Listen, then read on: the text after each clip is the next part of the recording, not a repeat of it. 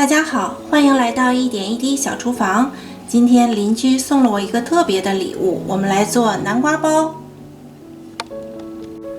来看看我的大南瓜，哎呀，已经被鸟啄了一大块。你看，其实是邻居家的，然后他从这边爬过来了，所以这就是我白捡的一个大南瓜。好了，那我们现在把它割下来啊，很大的。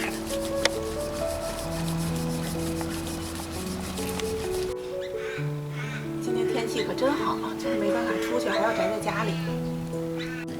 我们先把被鸟啄的这个部分把它削下去。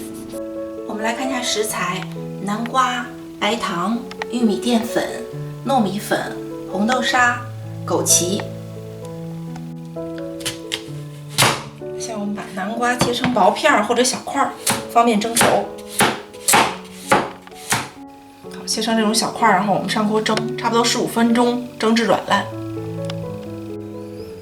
好了，南瓜蒸好了，然后呢，我们把它搅烂，碾成泥。我们趁热把白糖倒进去。我这个大南瓜打开以后，这几期的视频我要给大家分享不同口味的南瓜食谱。然后玉米淀粉，玉米淀粉它的作用是为了让这个蒸熟以后的南瓜包更成型。糯米粉一点一点的加，因为我给的这个量也是一个大概的参考，每一种南瓜的出水量不同，所以是大家自己最后调节。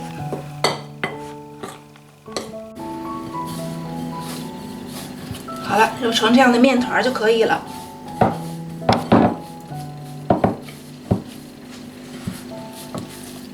我们放在一边待用。我们把上一期做的红豆馅拿出来，揪一小块，然后团成球。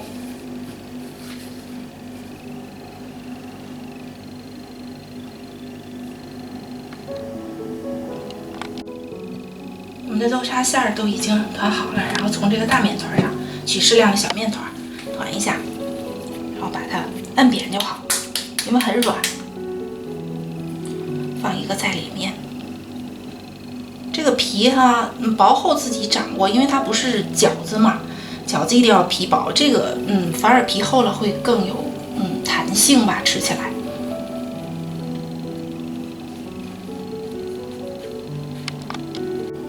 然后团圆了以后，我们用一根牙签儿给它做个造型。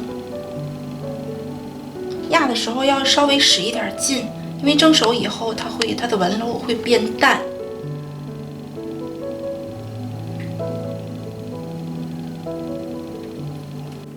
侧面也要给它压出纹路，这样它会更形象一些。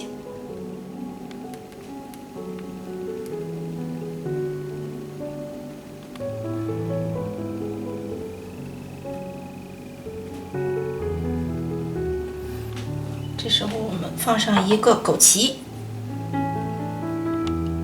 好了，是不是很形象了？我们再来看一遍啊，有的时候一遍可能不是特别清楚，前面这个比较简单，把它封上口就好，然后团成球。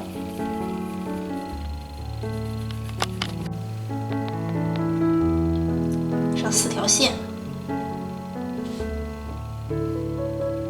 它压的时候，这个南瓜就变得更瘪一些了，所以还比较形象。侧面也给它压上。